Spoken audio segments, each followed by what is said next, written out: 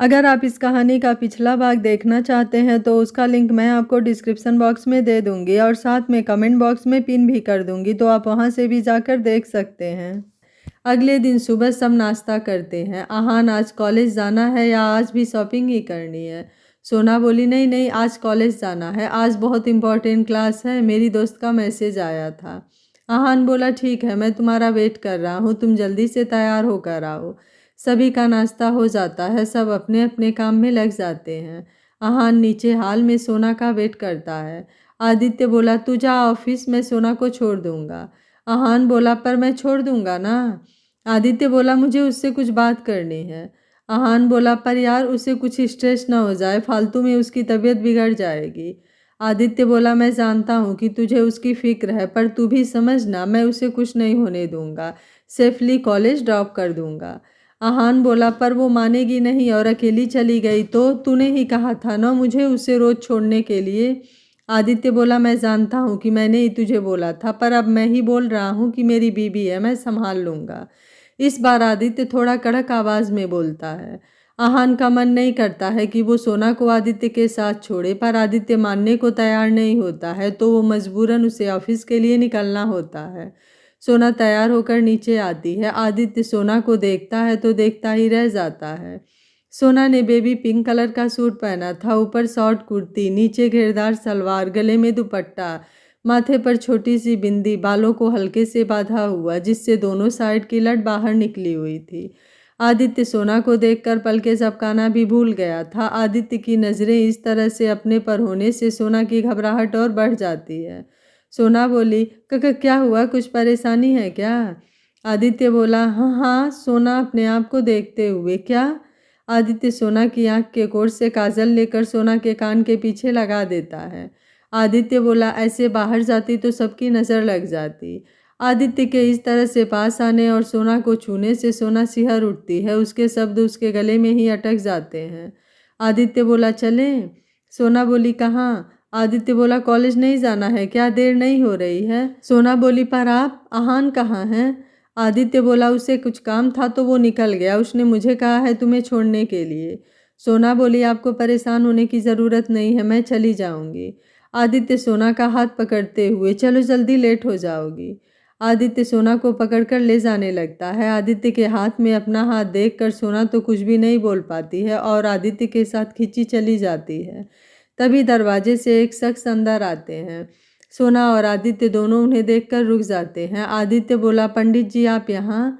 सोना उन्हें नहीं पहचानती है तो चुपचाप आदित्य और उन्हें बात करते हुए देखती है।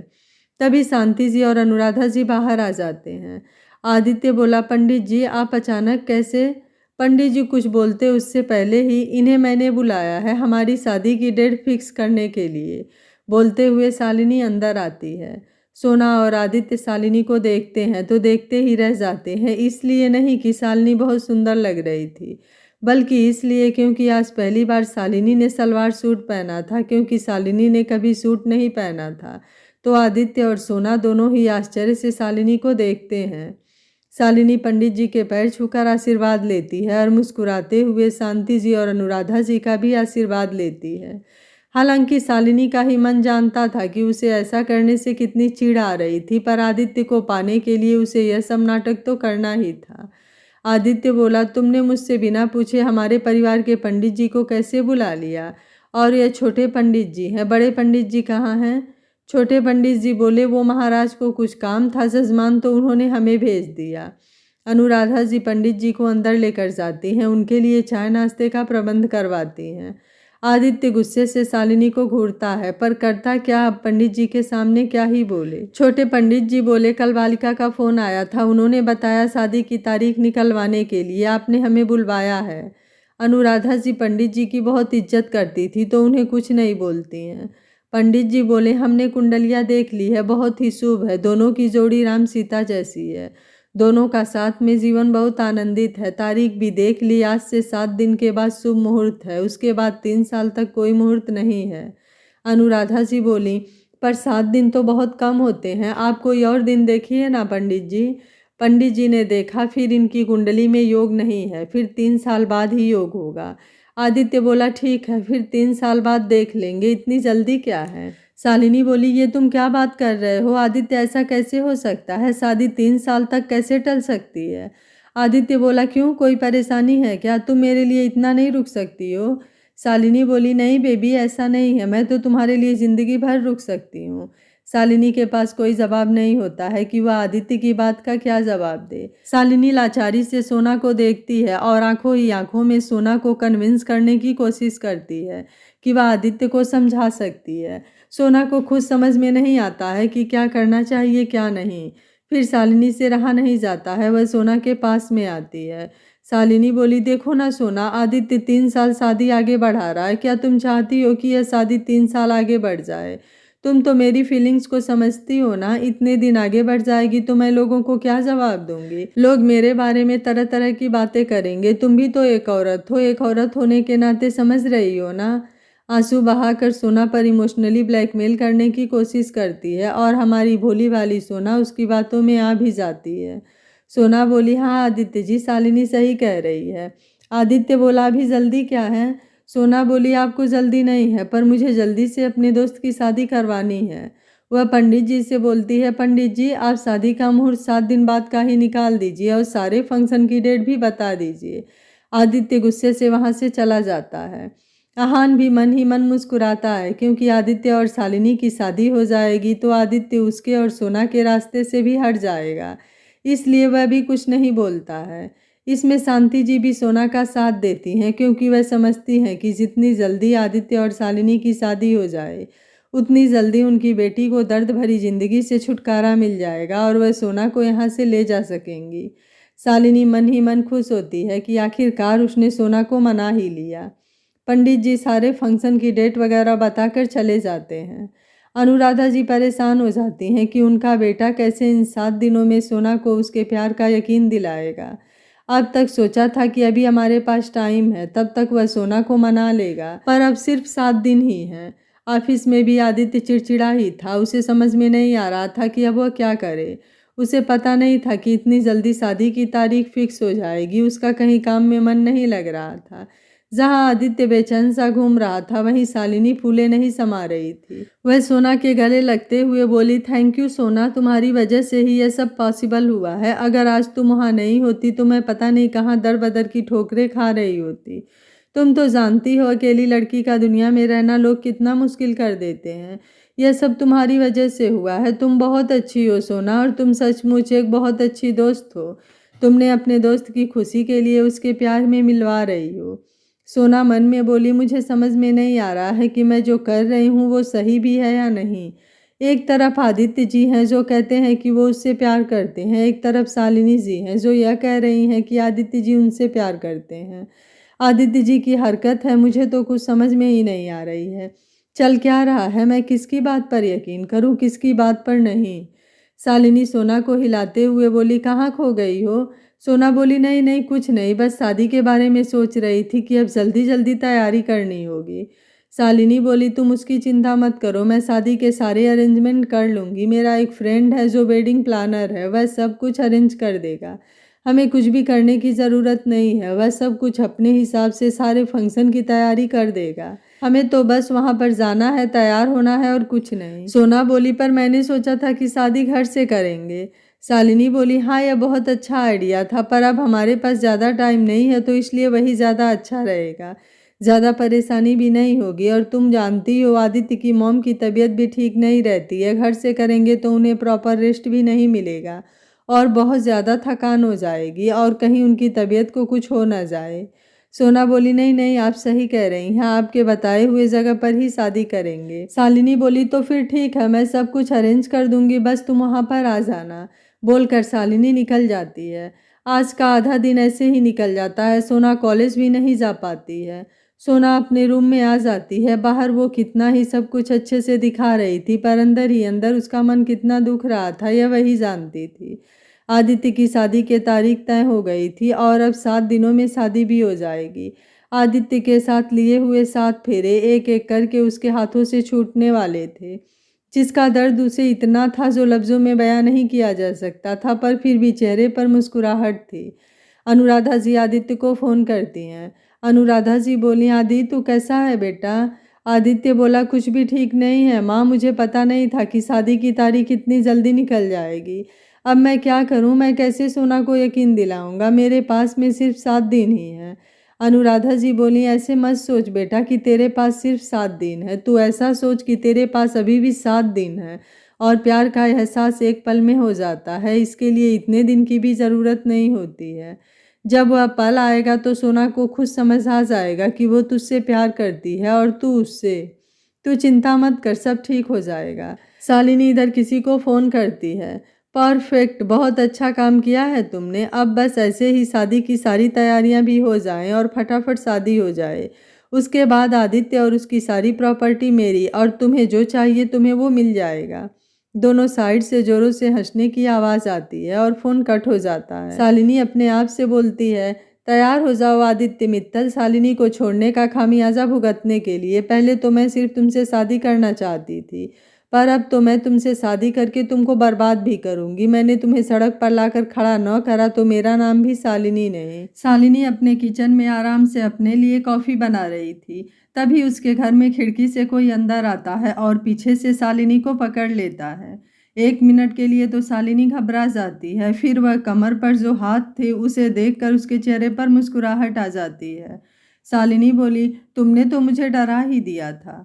वो लड़का जो खिड़की से अंदर आया था, मुझे नहीं पता था कि मेरी जान इतनी कमज़ोर है, इतनी आसानी से डर जाएगी। शालिनी बोली, कमज़ोर बोलने की हिम्मत मत करना, मैं शालिनी हूँ, मैं किसी से डरती नहीं हूँ। वो लड़का बोला, अच्छा तो अभी कौन बोल रहा था कि मुझे डरा दिया? शालिनी बोली, वो तो बस ऐसे ही। अच्छा बताओ यहाँ क्या कर रहे हो और तुम अंदर कैसे आए? वो लड़का बोला, जैसे हमेशा ही आता हूँ। शालिनी मुस्कुराते हुए बोली, अच्छा हुआ तुम आ गए, मैं तुम्हें बहुत मिस कर रही थी, बोलकर मुड़कर उसे गले लगा लेती है। शालिनी बोली, तुम अभी यहाँ पर क्यों आए हो? तुम्हें पता है यह सब अब रिस्की है, मेरी शादी होने वाली है। वह लड़का शालिनी का हाथ पकड़कर शालिनी को वापस अपने पास खींचता है। मेरी जान, फिर मुझसे दूर रहना पड़ेगा थोड़े दिन, इसलिए सोचा कि एक बार तुम्हारी शादी से पहले तुमसे मिल लूं।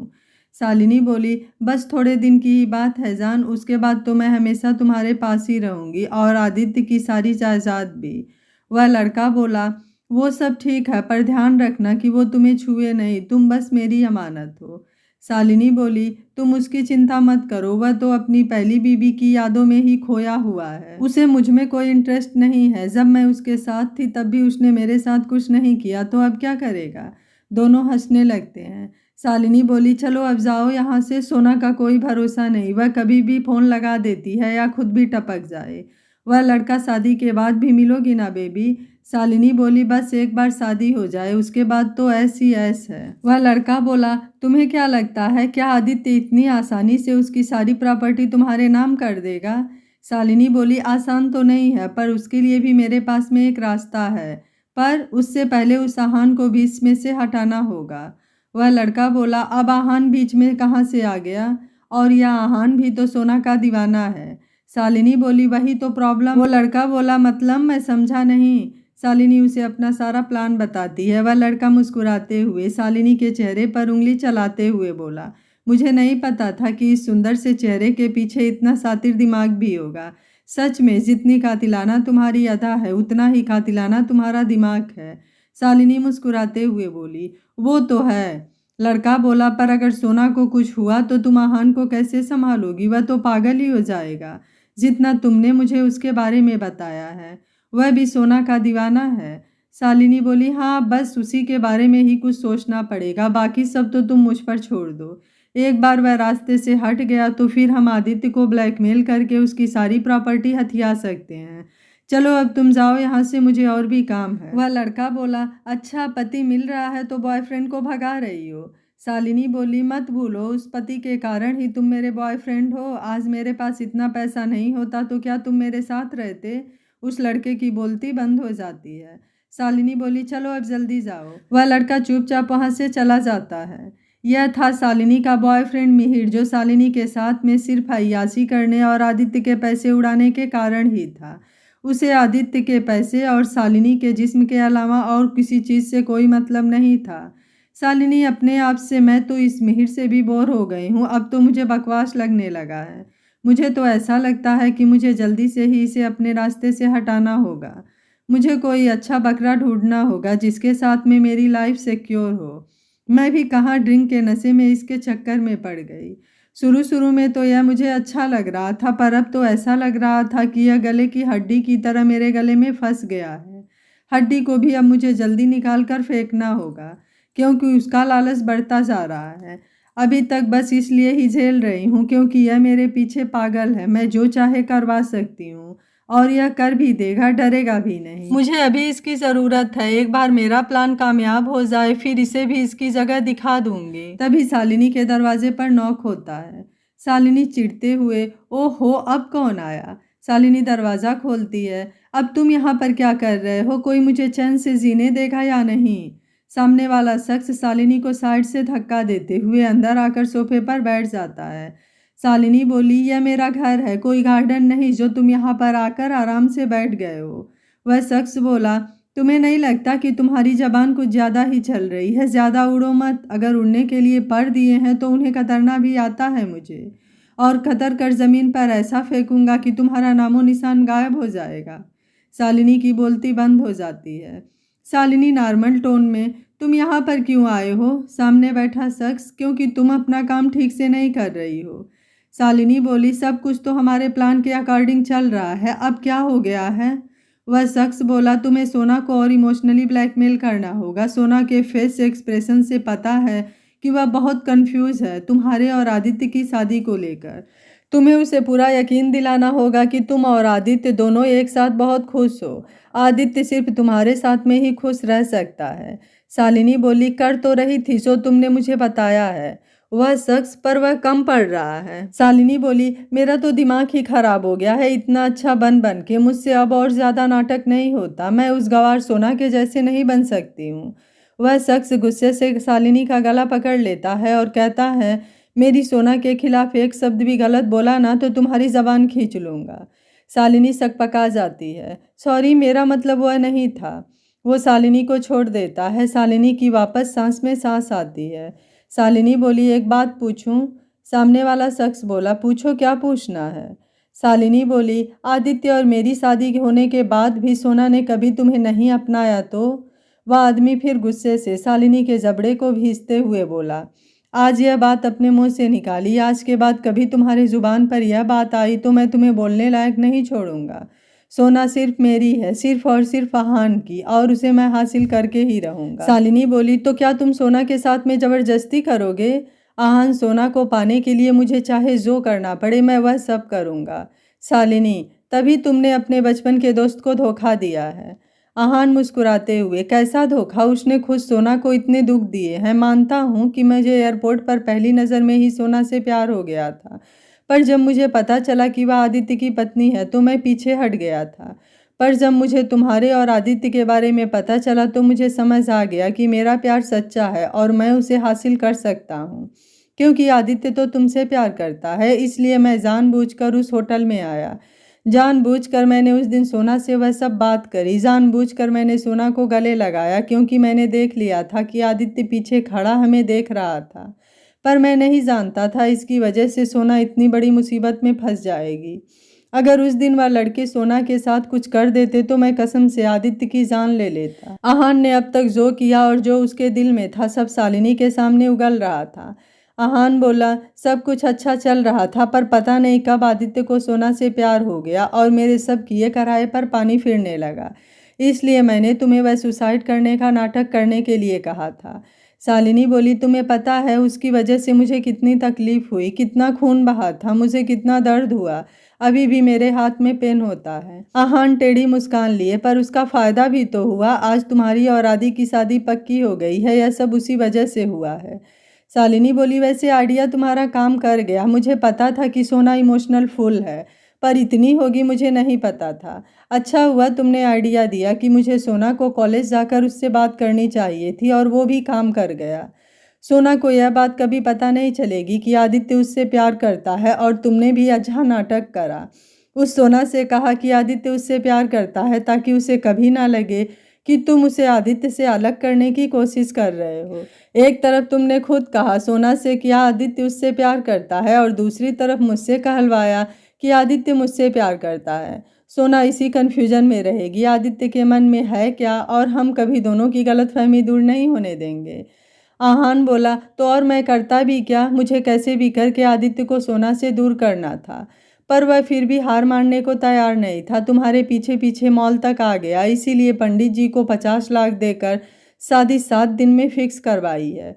मेरा बस चलता तो मैं 3 ही दिन में शादी करवा देता, पर इतनी जल्दी कोई मानता ही नहीं, इसलिए मैंने 7 दिन का टाइम रखा, तो आखिरकार सबको मानना ही पड़ा। शालिनी बोली, प्यार अच्छे अच्छे लोगों को सातिर बना देता है। अब तुम्हें ही देख लो, बचपन से दोस्त थे तुम आदित्य के और अब उसके जानी दुश्मन हो गए हो। प्यार अच्छे अच्छों को बदल देता है।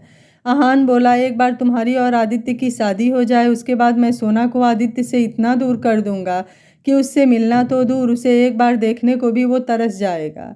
सोना को इतनी खुशियाँ दूंगा कि वो सब भूल जाएगी कि उसकी ज़िंदगी में कोई आदित्य भी था।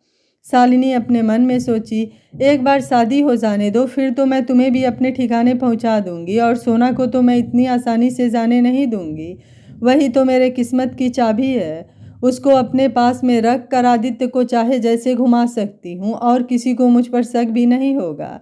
उसकी पत्नी उसके साथ में सब कुछ कर सकती है। आदित्य को तो धोबी का कुत्ता बनाकर रखूंगी, ना घर का ना घाट का, और यह सब कुछ आदित्य अपनी मर्जी से करेगा, अपनी सोना के लिए।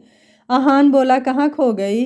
शालिनी बोली, नहीं कहीं नहीं, बस अपनी और आदित्य के शादी के सपने देख रही थी। आहान बोला, सपने देखने से कुछ नहीं होगा, उसके लिए मेहनत करनी होगी। अभी शादी फिक्स हुई है, शादी हुई नहीं है, तो तुम्हें अपने प्लान पर फोकस करना होगा। सोना और आदित्य को जितना हो सके उतना दूर करना होगा, और सोना को जितना इमोशनली ब्लैकमेल कर सकती हो उतना उसको इमोशनल करके रखो। जो भी बोलना हो, जो भी करना हो करना, बस एक बात का ध्यान रखना कि सोना को कोई चोट न पहुँचे। शालिनी मन में बोली, सोना सोना सोना, जो देखो वह सोना सोना कर रहा है। क्या है उस गंवार में, गांव की गंवार कहीं की, ना कपड़े पहनने का तरीका ना रहने का तरीका, फिर भी सब उसके पीछे पागल हुए जा रहे हैं, जैसे लग रहा है कौन सा कोहिनूर है। आहान बोला, तुमने कुछ सुना मैंने क्या कहा? शालिनी बोली, हाँ हाँ सब सुन लिया है, अब तुम जाओ, मुझे भी अपनी शादी की तैयारियां करने दो। आहान बोला, हाँ ठीक है चलता हूँ, मुझे भी तुम्हारी शादी की सारी तैयारी करनी है। तुमने सब कुछ मेरे माथे डाल दिया है, तो सब कुछ अरेंजमेंट मुझे ही करवाना है। शालिनी बोली, अगर तुम नहीं करोगे तो शादी टल जाएगी, और तुम खुद नहीं चाहते हो कि यह शादी रुके, तो फिर काम तो करना ही होगा ना। आहान मन में बोला, एक बार तुम दोनों की शादी हो जाए, उसके बाद मैं तुम दोनों को दिखाऊंगा कि मैं हूँ क्या। मुझे वैसे भी इस शादी से कोई मतलब नहीं है, मुझे बस मेरी सोना चाहिए। वह तुम दोनों की शादी के बाद मुझे मिल जाएगी, इसलिए मुझे शादी में इंटरेस्ट है। बाकी तो मेरा जूता भी शादी में न आए। आहान वहाँ से चला जाता है। शालिनी सोचती है, बहुत अकड़ है इसमें, पर मुझे अभी इसकी ज़रूरत है। उसकी सारी प्लानिंग की वजह से आज आदित्य और मेरी शादी हो रही है, वरना वह तो मुझे छोड़कर चला गया था। इसलिए मैं इसे अभी पंगा नहीं ले सकती हूँ। एक बार शादी हो जाए तो उसे दिखाऊंगी कि शालिनी चीज़ क्या है। आदित्य अपने घर पर रात का समय आदित्य सोना के रूम का दरवाज़ा खटखटाता है। आदित्य, क्या मैं अंदर आ सकता हूँ? सोना, आदित्य जी आप इस वक्त आइए, कुछ काम था क्या? आदित्य के चेहरे से साफ पता चल रहा था कि वह कितना उदास है। सोना, क्या हुआ आदित्य जी, कोई बात है? आदित्य, मुझे तुम्हारी परमिशन चाहिए थी। सोना बोली, कैसी परमिशन? आदित्य बोला, नहीं परमिशन नहीं, मैं वो हिचकिचाए हुए, मैं तुमसे कुछ पूछना चाहता हूँ सोना। सोना बोली, हाँ आदित्य जी क्या हुआ, क्या पूछना चाहते हैं? आदित्य बोला, सोना क्या तुम कल मेरे साथ में बाहर चलोगी? सोना हैरानी से आदित्य को देखती है। मतलब? आदित्य, अपनी शादी से पहले मैं तुम्हारे साथ में एक दिन बिताना चाहता हूँ, जहाँ पर सिर्फ तुम और मैं हूँ और कोई भी ना हो। क्या तुम अपनी ज़िंदगी एक दिन मुझे दोगी? सोना को कुछ समझ में नहीं आता है। सोना बोली, मुझे समझ में नहीं आ रहा है, क्या आप क्या कहने की कोशिश, आप क्या चाहते हैं? आदित्य बोला, मतलब साफ है कि मैं अपनी शादी से पहले एक दिन तुम्हारे साथ में बिताना चाहता हूँ, उसी तरह जिस तरह हम स्विट्ज़रलैंड जाने से पहले साथ में रहते थे, दिन भर मस्ती करते थे, बातें करते थे, वैसे ही एक दिन गुजारना चाहता हूँ। तो तुम क्या मेरे साथ में कल चलोगी? सोना बोली, कहाँ पर? आदित्य बोला, एक सीक्रेट जगह है, क्या तुम चलोगी मेरे साथ में? क्या तुम्हें मुझ पर विश्वास है? अगर तुम्हें विश्वास हो तो ही हाँ करना। सोना अपने मन में, मुझे खुद से ज़्यादा आप पर विश्वास है आदित्य जी, पर क्या इस तरीके से आपका और मेरा जाना सही रहेगा? अगर शालिनी जी को पता चला तो उन्हें कितना बुरा लगेगा, और माँ को भी पता चला तो उन्हें झूठी उम्मीद बढ़ेगी, क्योंकि कुछ भी इससे बदलने वाला तो है नहीं। तो फिर यह सब करके क्या साबित करना चाहते हैं, मुझे समझ में नहीं आ रहा है। आदित्य बोला, क्या हुआ सोना, कहाँ खो गई? सोना बोली, नहीं नहीं कुछ नहीं, पर इस तरीके से क्या हमारा अकेले जाना सही रहेगा? मतलब आपकी शादी 5 दिनों में है और आपका इस तरह मेरे साथ में अकेले जाना, सब क्या सोचेंगे? आदित्य बोला, तुम्हें सबकी परवाह होती है ना, शालिनी को बुरा लगेगा, वह क्या सोचेगा, कौन क्या कहेगा, पर तुम्हें मेरी कोई परवाह नहीं है। इन सब से पहले मेरे तुम्हारे साथ रिश्ता जुड़ा है, पर तुम्हें कोई फर्क नहीं पड़ता कि मुझे कैसा लगेगा, मुझे क्या है, मैं कैसा हूँ। सोना बोली, नहीं मेरा मतलब वह नहीं था। सोना आदित्य को हाँ कह देती है। आदित्य बोला, ऐसे ज़बरदस्ती हाँ मत करो, अगर तुम्हारा मन ना हो। सोना बोली, ऐसा नहीं है, मैं भी अपने दोस्त को बहुत याद करती हूँ, जो मेरे साथ मजाक करता था, जिससे मैं हंसी मजाक करती थी, खुलकर बात कर सकती थी। क्या मुझे वह मिलेगा? आदित्य खुश होकर बोला, क्यों नहीं, वो ज़रूर मिलेगा। वह क्या, और भी तुम्हें बहुत कुछ मिलेगा, एक बार तुम आना चाहोगी तो। सोना बोली, ठीक है, मैं तैयार हूँ। आदित्य बोला, ठीक है, कल सुबह 6 बजे तैयार रहना। सोना बोली, क्या 6 बजे? आदित्य बोला, हाँ, क्योंकि मैं कल का दिन 1 मिनट भी वेस्ट नहीं करना चाहता, इसलिए कल सुबह 6 बजे ही तुम तैयार रहना। सोना बोली, ठीक है। आदित्य खुशी खुशी सोना को गले लगाकर फटाफट वहाँ से चला जाता है। आदित्य की इस हरकत से एकाएक सोना के चेहरे पर मुस्कुराहट आ जाती है। सोना भी देख पा रही थी कि जो चेहरा थोड़ी देर पहले इतना मुरझाया हुआ था, वह उसकी हाँ कहने से कितना चमक गया था। और फिर सोना को याद आता है कि कल उसे दिन भर आदित्य के साथ में रहना है। कैसे वह अपनी भावनाओं को काबू कर पाएगी? कहीं इमोशनल होकर वह टूट न जाए, कहीं आदित्य को पता न चल जाए कि उसके दिल में आदित्य के लिए कुछ है। सोना, नहीं नहीं, ऐसा नहीं हो सकता। अगर आदित्य जी को पता चलेगा तो कभी अपने जीवन में खुशी खुशी आगे नहीं बढ़ पाएंगे, उन्हें हमेशा गिल्ट ही रहेगा। मुझे अपने आप पर काबू रखना होगा, मैं कोई भी ऐसी हरकत नहीं कर सकती हूँ। पर आदित्य जी ऐसा क्यों कर रहे हैं, क्यों चीज़ों को मेरे लिए मुश्किल कर रहे हैं? क्या मैंने गलती तो नहीं कर दी है हाँ करके? सही है, मैंने गलती ही कर दी है, मुझे हाँ नहीं कहना चाहिए था। तभी सोना सामने कांच में देखती है, जहाँ पर उसे उसकी परछाई दिखती है, जो हंसती है और उसी से बातें करती है। झूठ मत बोल सोना, तू खुद जानती है कि आदित्य के साथ जाने की जितनी खुशी आदित्य को है, उतनी ही तुझे भी है। तेरा मन मरा जा रहा है आदित्य के साथ जाने के लिए। सोना बोली, नहीं ऐसा कुछ नहीं है, मैं बस किसी को कोई तकलीफ नहीं देना चाहती हूँ, और मैं नहीं चाहती हूँ कि हमारे साथ जाने से शालिनी जी को बुरा लगे। सामने की परछाई बोली, झूठ मत बोल सोना, तुझे यह सब बर्दाश्त नहीं होता है, आदित्य और शालिनी का साथ में रहना। सोना बोली, नहीं ऐसा नहीं है, अब तू क्या मुझसे भी झूठ बोलेगी? मैं तेरा ही अंश हूँ, मैं तेरे मन का हाल अच्छे से जानती हूँ। तू इस शादी से बिल्कुल भी खुश नहीं है, बस बता तो नहीं रही है। सोना के सब्र का बाँध टूट जाता है, क्योंकि वह इतने दिनों से सब्र बनाए हुई थी और गुस्से में रोते हुए चीख रही थी। हाँ हाँ सच है, मैं प्यार करती हूँ आदित्य जी से, बहुत प्यार करती हूँ, मैं खोना नहीं चाहती हूँ, पर मैं क्या करूँ, मैं कुछ भी नहीं कर सकती हूँ। आदित्य जी शालिनी से प्यार करते हैं और मैं उन दोनों के बीच में नहीं आ सकती हूँ। मैं एक ऐसे इंसान से प्यार करती हूँ जो किसी और से प्यार करता है। मेरे इस प्यार का कोई मतलब ही नहीं है, इस प्यार का कोई वजूद ही नहीं है, यह सिर्फ एक तरफा है, सिर्फ एक तरफा। वह तकिए में मुँह छुपाकर रोने लगती है। दरवाजे पर खड़ी खड़ी शांति जी सब सुनती हैं, उनकी आंखों से भी आंसू बहते हैं। शांति जी मन में बोलती हैं, हे भगवान, मेरी बच्ची के जीवन में इतना दुख क्यों दिया है तूने? ऐसा दुख तो भगवान किसी दुश्मन को भी ना मिले। ऐसा दुख तूने मेरी बच्ची को दिया है। मेरी बच्ची साफ मन की है, कभी उसने किसी के साथ में बुरा नहीं करा, कभी किसी के बारे में बुरा नहीं सोचा, तो तू उसके भाग्य में ऐसा दुख क्यों लिखा है? क्या चाहता है तू? क्यों मेरी बच्ची की इतनी परीक्षा ले रहा है? तभी उसे आहान आते हुए दिखता है। शांति जी, आदित्य जी तो अपनी ज़िंदगी में आगे बढ़ रहे हैं, मुझे भी अब सोना और आहान के बारे में सोचना होगा। मैं कब तक अपनी बच्ची को ऐसे ही दुख में देखती रहूंगी? उसे भी अपनी ज़िंदगी जीने का पूरा हक है। मैं बात करूंगी आहान से इस बारे में। शांति जी अपने कमरे में चली जाती हैं और मन ही मन में सोचती हैं कि आहान से कल क्या बात करेंगी और किस तरीके से बात करेंगी। वह मन में जानती तो थी कि आहान सोना से प्यार करता है, पर क्या पता वो शादीशुदा लड़की से शादी करने के लिए हाँ भी करेगा या नहीं।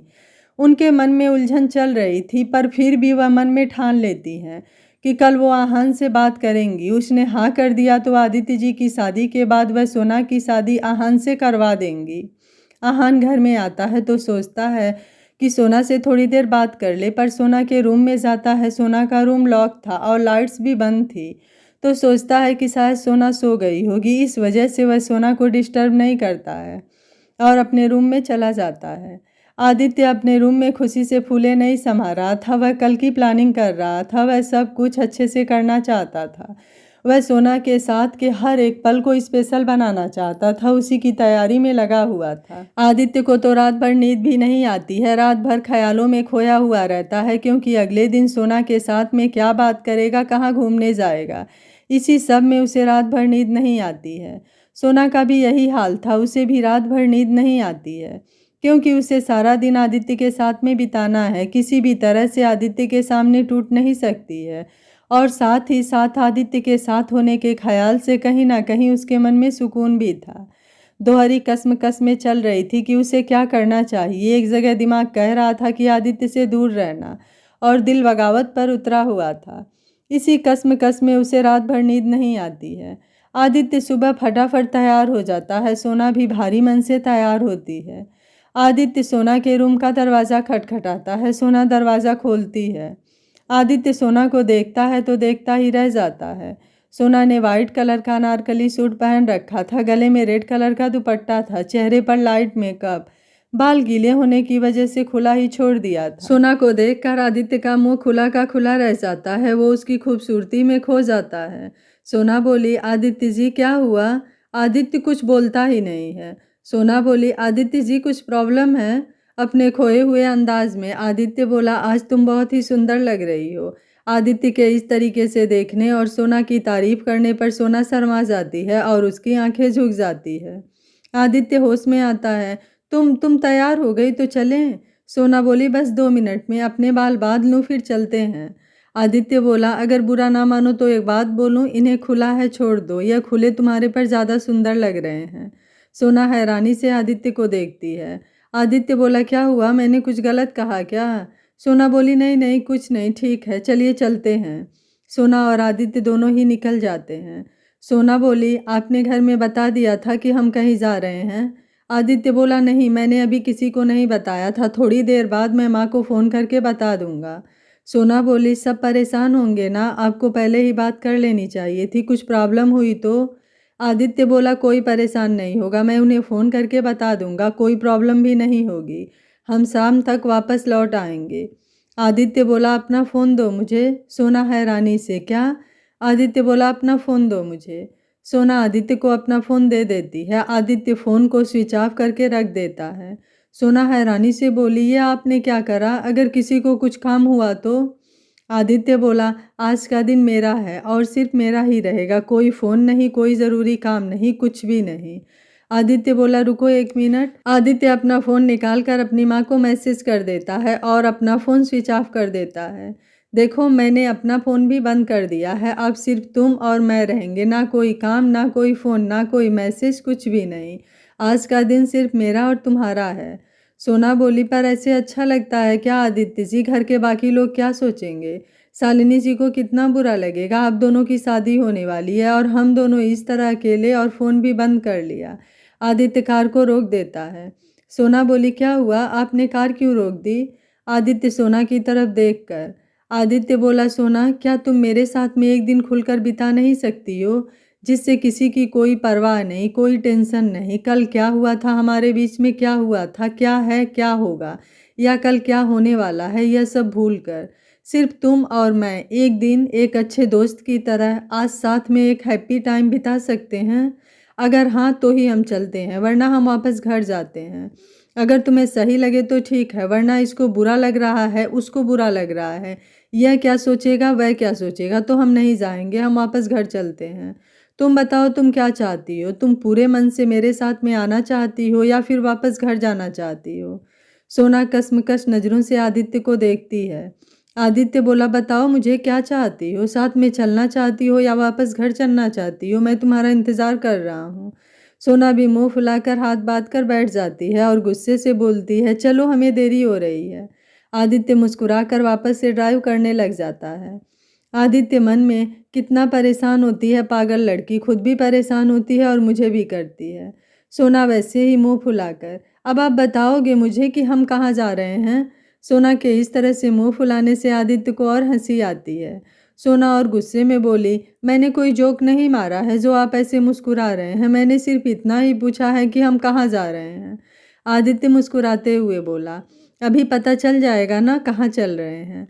सोना बोली, तो पहले बता देंगे तो क्या जाएगा आपका, वैसे भी हम शहर से बाहर तो आ ही गए हैं, अब कहाँ तक ले जाने का इरादा है, दिन भर कार में ही घुमाओगे। आदित्य बोला, बस थोड़ी ही देर और हम पहुंचने वाले हैं, तब तक तुम यह गाना सुनो, और एफएम चला देता है।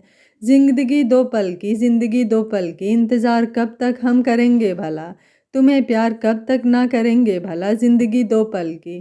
सोना आंख बंद करके सॉन्ग को एंजॉय करती है। आदित्य सोना के चेहरे को देखता है जिस पर सारे जहां का सुकून था, जिसे देखकर ऐसे लगता है जैसे उसकी आंखें तृप्त हो गई थी, क्योंकि वो कितने ही दिनों से यह देखना चाहता था। उसका मन तो नहीं था सोना को डिस्टर्ब करने का, पर अब उन्हें उतरना था। आदित्य सोना से बोला, देखो सोना हम पहुंच गए। सोना किसी छोटे बच्चे के जैसे फटाफट कार में से उतरती है। आदित्य हैरानी से सोना को देखता है, इससे क्या हुआ। सोना जगह को देखकर, वाह कितनी सुंदर जगह है आदित्य जी। सोना घूम घूम कर चारों तरफ देखती है, वाह कितना सुंदर है, और यह झरना वो भी कितना प्यारा लग रहा है। आदित्य मुस्कुराते हुए, तुम्हें जगह पसंद आई। सोना बोली, हाँ बहुत ज़्यादा, मुझे ऐसी ही जगह बहुत पसंद है। आदित्य सोना को देखता है और मन में बोलता है, अच्छा हुआ तुम्हारे पसंद का सॉन्ग लगा दिया, तुम्हारा मूड तो कम से कम फ्रेश हुआ, वरना ऐसे ही मुंह फुलाकर बैठी होती। मैंने तो सोचा शायद आज का दिन पूरा खराब निकलेगा, पर तुम्हारे चेहरे की खुशी देखकर लग रहा है कि अब कुछ अच्छा होगा। आदित्य सोना को शहर से बाहर एक बहुत ही खूबसूरत जगह पर लाता है जहां चारों तरफ हरियाली रहती है। कुछ कपल्स भी रहते हैं जो वहां पर अपने अपने पार्टनर के साथ में समय बिताने आए थे। वैसे वहां ऐसा कुछ खास था नहीं, बस एक सुकून था, एक शांति थी। वहां का दृश्य इतना मनमोहक और सुकून देने वाला था कि कोई भी वहां जाए उसे एक मानसिक शांति जरूर मिल सकती थी, जिसकी सोना और आदित्य को बहुत ज़रूरत थी। इसलिए आदित्य खासकर इसी वजह से उसे वहां पर लाया था। वह चाहता तो सोना को और भी बहुत सारी जगह पर ले जा सकता था, पर वह ऐसी जगह जाना चाहता था जहां पर वह और सोना आपस से सुकून से बातें कर सके। उसे जानना था कि सोना के दिल में आखिर चल क्या रहा है। चारों तरफ खूबसूरत वादियाँ और पहाड़ों से घिरी एक झरना भी था जो ज़्यादा बड़ा नहीं था, पर बहुत खूबसूरत था। सोना को वहाँ की हर एक चीज़ बहुत अच्छी लग रही थी। वहाँ पर छोटे छोटे कैफ़े भी थे, या यह कह लो कि टपरी जैसे बने हुए थे जहाँ पर स्टैंड एंड चाय काफ़ी मिल रहे थे। आदित्य बोला, सोना तुम्हें कैसा लगा यहाँ पर आकर। सोना बोली, थैंक यू आदित्य जी, मुझे इतनी अच्छी जगह पर लाने के लिए। सच बताऊँ तो यह बहुत ही अच्छी जगह है, मुझे यहाँ पर आकर बहुत सुकून मिला है। ऐसा लग रहा है कि बहुत दिनों के तूफान के बाद अब कुछ शांति छाई है। आदित्य बोला, चलो वहाँ पर झरने के पास चलकर बैठते हैं, वहाँ तुम्हें अच्छा लगेगा। सोना चहकते हुए बोली, हाँ ठीक है, हम झरने के पास में बैठते हैं। आदित्य कुछ खाने पीने का सामान और कोल्ड ड्रिंक्स लेकर झरने के पास में बैठ जाता है। आदित्य बोला, एक बात पूछूं सोना। सोना बोली, हाँ पूछिए। आदित्य बोला, तुम मेरी शादी से खुश हो। सोना बोली, प्लीज़ आदित्य जी, आप ही ने कहा था ना कि आपकी शादी की या फिर कोई भी ऐसी बात हम नहीं करेंगे। आदित्य बोला, चलो ठीक है, यह बात छोड़ो, अच्छा यह बताओ कि तुम्हारे आगे का क्या प्लान है। सोना बोली, ठीक है, मैं आपको बता सकती हूँ।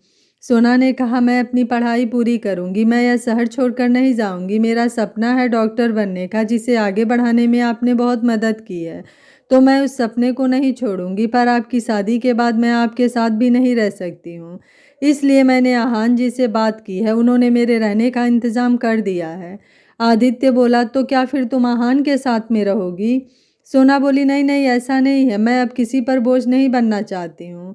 आदित्य बोला, सोना तुम मुझ पर बोझ नहीं हो। सोना बोली, हाँ मानती हूँ, पर अब मुझे अपने खुद के पैरों पर खड़ा होना है, इसलिए मैं ना तो आपके साथ रहूँगी ना ही आहान जी के साथ में रहूँगी। मैंने सोच लिया है, मैं अकेले ही रहूँगी। आहान जी ने मेरे रहने का इंतज़ाम कर दिया है, साथ ही किसी हॉस्पिटल में जॉब का इंतज़ाम भी कर दिया है। मैं अपने पैरों पर खड़ी होऊंगी, खुद कमाऊंगी और खुद अपना खर्चा उठाऊंगी। आदित्य बोला, अच्छा लगा यह जानकर कि तुम अपने पैरों पर खड़ा होना चाहती हो, इंडिपेंडेंट बनना चाहती हो, पर इसकी ज़रूरत नहीं है। मैं तुम्हारी हेल्प कर सकता हूँ, भले तुम मेरे साथ में ना रहो, पर कम से कम तुम्हारी हेल्प तो करने दो। सोना बोली, नहीं आदित्य जी, मुझे अब अपने पैरों पर खड़ा होना है और मैं नहीं चाहती कि आपकी आने वाली ज़िंदगी में मेरी वजह से कोई भी गलतफहमी हो। हम दोस्त हैं, वह हमेशा ही रहेंगे। मैंने आहान जी से भी यही कहा है कि मैं ज़िंदगी भर दोस्त रह सकती हूँ, उससे ज़्यादा कुछ भी नहीं। और मैं आपको भी यही कह रही हूँ कि हम हमेशा दोस्त रहेंगे। मुझे अपनी काबिलियत पर ही अपने आप को संभालना है, मुझे अब किसी पर आश्रित नहीं रहना है। आदित्य बोला, ठीक है, कोई बात नहीं, यह अच्छी बात है, तुमने बहुत अच्छा सोचा है और यह तो सबसे ज़्यादा अच्छा किया कि तुम शहर छोड़कर नहीं जा रही, तुम अपना सपना छोड़कर नहीं जा रही हो। मुझे उसकी बहुत टेंशन थी कि ऐसा ना हो कि तुम वापस गांव चले जाओ और अपने सपने को भूल जाओ। सोना बोली, नहीं आदित्य जी, ऐसा नहीं होगा, मैं अपने सपने को पूरा ज़रूर करूँगी। आदित्य बोला, अच्छा लगा यह जानकर। उधर जब अनुराधा जी उठती हैं और आदित्य का मैसेज पढ़ती हैं तो उनके चेहरे पर मुस्कुराहट आ जाती है। सभी डाइनिंग टेबल पर नाश्ता करने के लिए होते हैं। शांति जी बोली, सोना नहीं दिख रही है। आहान बोला, आदित्य भी कहीं नहीं दिख रहा है। अनुराधा जी खाना खाते हुए बोली, आदित्य और सोना दोनों बाहर गए हैं। शांति जी और आहान दोनों ही चौंक जाते हैं। क्या? अनुराधा जी बोली, इसमें इतना चौंकने वाली क्या बात है, दोनों साथ में बाहर ही तो गए हैं। आहान बोला, पर ऐसे अचानक कुछ हुआ है क्या? अनुराधा जी बोली, क्या हुआ होगा, कह तो रही हूँ कि दोनों घूमने गए हैं। शांति जी बोली, पर सोना ने तो मुझे कुछ भी नहीं बताया। अनुराधा जी बोली, इसमें बताने वाली क्या बात है, अचानक प्लान बन गया तो चले गए और शाम तक दोनों आ जाएंगे। शांति जी मन में, मुझे अनु से बात करनी होगी, आदित्य के इस तरह साथ रहने से मेरी बच्ची को कितनी तकलीफ हो रही होगी, मुझे कैसे भी करके आदित्य को सोना से दूर करना होगा, वो मेरी बच्ची के जज्बातों के साथ नहीं खेल सकता है। आहान मन में सोचने लगा, ये आदित्य भी अब पता नहीं क्या गेम खेल रहा है। मैं नहीं चाहता कि दोनों की दूरियां कम हो और यह अचानक से ऐसे सोना को पता ही कहाँ लेकर गया होगा। मुझे कुछ ना कुछ तो करना ही होगा। अनुराधा जी बोली, आहान क्या हुआ बेटा, तुम कुछ खा क्यों नहीं रहे हो, क्या सोच रहे हो? आहान बोला, वो आदित्य और सोना इस तरह से अचानक चले गए तो बस यही सोच रहा था। अनुराधा जी बोली, इसमें इतना सोचने वाली क्या बात है, दोनों अभी भी पति पत्नी हैं, साथ में कहीं जा नहीं सकते हैं क्या? आहान बोला, हाँ हाँ सही बात है आपकी आंटी जी। आहान मन में बोला, पति पत्नी बहुत हो गए पति पत्नी का नाटक, मुझे अब खत्म करना ही पड़ेगा। आदित्य इस तरीके से मेरी सोना को मुझसे दूर नहीं कर सकता है। अब आदित्य तुम देखो मैं क्या करता हूँ, इस आदित्य का मुझे कुछ ना कुछ करना ही होगा। मैं किसी भी सूरत में सोना को खो नहीं सकता, मुझे इन दोनों को अलग करना ही होगा। बहुत पति पत्नी का नाटक करते रहता है ना, अब मैं बताऊंगा।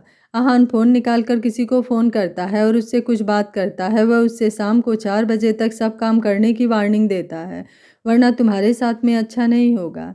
सामने से वह आदमी, जी सर, आज शाम तक काम हो ही जाएगा। तुम शाम को आओ, तुम्हारे लिए एक सरप्राइज स्माइल आ जाती है। आहान शालिनी को भी फ़ोन करता है, कौन सी दुनिया में खोई हुई हो, होश भी है कि क्या चल रहा है? शालिनी बोली, अब कौन सी आफत आ गई जो इतना भड़क रहे हो? आहान बोला, सो कर उठोगी तो पता चलेगा ना कि दुनिया में क्या हो रहा है। शालिनी बोली, कौन सी दुनिया में भूकंप आ गया है या बाढ़ आ गई है? आहान बोला, इसी तरह से सोती रहोगी ना तो दुनिया में आए या न आए तुम्हारी जिंदगी में भूकंप जरूर आएगा और ऐसी आंधी और बाढ़ आएगी जिससे तुम्हारे नामो निशान तक मिट जाएगा।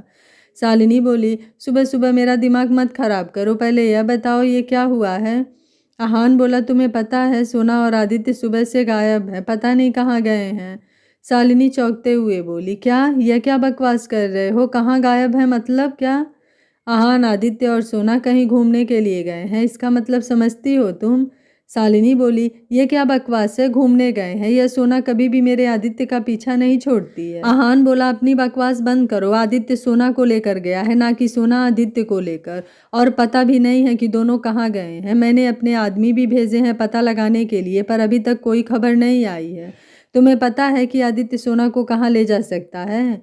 शालिनी उसे कुछ जगह के नाम बताती है जहाँ पर आदित्य और शालिनी जाते थे। आहान बोला, ठीक है, तुम्हें कुछ पता चले तो बताना, मैं भी पता लगा रहा हूँ कि यह दोनों कहाँ पर हैं। और हाँ, एक बात और जो बहुत ज़रूरी है, तुम शाम को आदित्य के घर पर आ जाना। शालिनी बोली क्यों? आहान शालिनी को अपना सारा प्लान समझाता है। शालिनी बोली यह तो तुमने बहुत अच्छा सोचा है, इस बारे में तो किसी का ध्यान ही नहीं गया था। आहान बोला अपनी सोना को आदित्य से दूर करने के लिए मुझे जो करना पड़े वो मैं करूँगा, और यह तो बहुत ज़रूरी भी था। तो तुम आज शाम को तैयार रहना, उसके आने से पहले ही तुम आ जाना। और हाँ, ध्यान रहे थोड़े रोने धीने की भी एक्टिंग करना, ताकि आइंदा आदित्य ऐसी कोई हरकत ना करे। शालिनी बोली ठीक है, मैं उन दोनों के पहुंचने से पहले ही पहुंच जाऊंगी। इधर आदित्य और सोना आपस में बात कर रहे थे। आदित्य बोला एक बात बोलूं? सोना बोली जी बोलिए। तुम आहान से शादी कर लो। सोना हैरानी से आदित्य की ओर देखती है और बोलती है मैंने आपको समझाया ना कि हमारे बीच ऐसा कुछ भी नहीं है। आदित्य बोला नहीं नहीं, मैं तुम पर कोई शक नहीं कर रहा या कोई इल्ज़ाम नहीं लगा रहा हूँ। मैं सिर्फ तुम्हें यह बोल रहा हूँ कि आहान तुम्हें पसंद करता है और वह एक अच्छा इंसान भी है। वह तुम्हें हमेशा खुश रखेगा, तो तुम क्यों ना उससे शादी कर लो, क्योंकि तुम मुझसे तो प्यार करती नहीं हो, मेरे साथ भी नहीं रहना चाहती हो, तो इस तरीके से अकेले रहो, इससे अच्छा है कि तुम आहान से शादी कर लो। तुम्हें वह पसंद भी है, एज अ फ्रेंड पसंद है, पर अच्छा तो है ना। आदित्य सारी बात बहुत भारी मन से कहता है, पर वो जानना चाहता है कि सोना के मन में क्या है। सोना बोली देखिए आदित्य जी, आप आहान और मेरे बारे में क्या सोचते हैं मुझे नहीं पता। मैंने आपको पहले भी साफ साफ शब्दों में कह दिया था, और अभी भी मैं आपको साफ साफ शब्दों में कह रही हूँ कि मेरे मन में कोई भावनाएं नहीं है। मैंने कभी उनके बारे में सोचा भी नहीं है। उन्हें अपना दोस्त मानती हूँ, जिंदगी भर मानूंगी, पर इससे ज़्यादा हमारे बीच कुछ नहीं हो सकता है। आदित्य बोला पर क्यों? सोना बोली इस क्यों का जवाब तो मेरे पास में नहीं है, बस आप इतना समझ जाइए हमारे बीच में ना कुछ है ना कभी कुछ हो सकता है। आदित्य मुस्कुराता है। आदित्य मन में जानता हूँ कि नहीं हो सकता है, और क्यों नहीं हो सकता है यह भी जानता हूँ, क्योंकि तुम्हारे दिल में सिर्फ मैं हूँ और मेरी जगह कोई नहीं ले सकता है, बस तुम यह मानने को तैयार नहीं हो। सोना बोली ऐसे क्यों मुस्कुरा रहे हो आप? आदित्य बोला नहीं कुछ नहीं, चलो यहाँ से चलते हैं। सोना बोली पर कहाँ? आदित्य बोला तुम्हें भूख नहीं लगी होगी, पर मुझे लगी है, चलो कहीं खाना खाते हैं। आदित्य और सोना एक ढाबे पर जाकर खाना खाते हैं। आदित्य चाहता तो सोना को किसी 5 स्टार होटल में भी ले जा सकता था, पर वह जानता है कि सोना को महंगी चीज़ों से ज़्यादा सिंपल चीज़ पसंद आती है, और उसे इस तरह ढाबे पर बाहर बैठकर खाना बहुत अच्छा लगता है, इसलिए वह उसे ढाबे पर लेकर जाता है। दोनों वहाँ पर खाना खाने के बाद में वहाँ से निकलते हैं। सोना बोली अब घर चलें? आदित्य बोला अभी तो आधा दिन ही हुआ है, अभी तो मेरे पास में आधा दिन और है। सोना बोली तो अब आपका कहाँ जाने का इरादा है? आदित्य बोला तुम बैठो, मैं तुम्हें बताता हूँ। आदित्य और सोना लगभग 2 घंटे ड्राइव करने के बाद एक मंदिर पर रुकते हैं। मंदिर को देखकर सोना के चेहरे पर मुस्कुराहट आ जाती है। सोना आश्चर्य से आदित्य को देखती है। आप मुझे यहाँ मेरे गांव में क्यों लेकर आए हैं? आदित्य बोला पहले उतरो तो सही। सोना बोली पर हम यहाँ इतनी दूर यहाँ क्यों आए हैं? आदित्य बोला मुझे तुमसे कुछ बात करनी है, वह मैं इसी जगह पर कर सकता हूँ। यहाँ से ही हमारे जीवन की शुरुआत हुई है, और यहाँ पर कोई झूठ नहीं बोलता है, तो मुझे लगता है कि मुझे भी अपनी बातों का यकीन दिलाने के लिए इस जगह की ज़रूरत थी, इसलिए मैं तुम्हें यहाँ पर लेकर आया हूँ। आदित्य बोला पहले माता जी के दर्शन तो कर लो, माता के मंदिर में आए हैं तो कम से कम पहले उनके दर्शन करें, उसके बाद में कुछ बात करेंगे। आदित्य और सोना मंदिर के दर्शन करते हैं। मंदिर के पुजारी सोना को पहचान जाते हैं।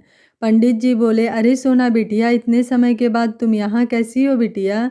सोना बोली मैं ठीक हूँ पंडित जी, आप कैसे हैं? पंडित जी बोले हम तो भले हैं, माता की कृपा है। आप दोनों को साथ में देखा तो साथ में देखकर बहुत अच्छा लगा, ऐसे हमेशा खुश रहो।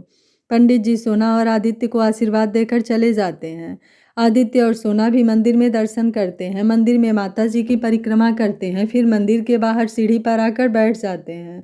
सोना बोली कहिए आदित्य जी, आप क्या कहना चाहते थे जिसके लिए आप इतनी दूर तक आए हैं? आदित्य बोला सोना तुम्हारे लिए यह मंदिर खास होगा, क्योंकि तुम यहाँ पली बड़ी हो, तुम इस मंदिर में आती रहती होगी, पर मेरे लिए यह सिर्फ इसलिए खास है क्योंकि यहाँ पर तुम और मैं एक हुए थे। यह मंदिर हमारी शादी का साक्षी है, यहीं पर हमारी शादी हुई थी, इसलिए यह मंदिर मेरे लिए खास है। क्या आदित्य की कोशिश सोना को आदित्य के प्यार का एहसास करवा पाएगी? इधर आहान और शालिनी सोना और आदित्य को अलग करने के लिए कौन सा प्लान बना रहे हैं? क्या उनका प्लान कामयाब हो जाएगा? जानने के लिए देखते रहिए कहानी का अगला भाग। अगर आपको कहानी अच्छी लग रही है तो वीडियो को लाइक, शेयर एंड चैनल को सब्सक्राइब कर लीजिएगा। Thank you for watching. मिलते हैं कहानी के अगले भाग में।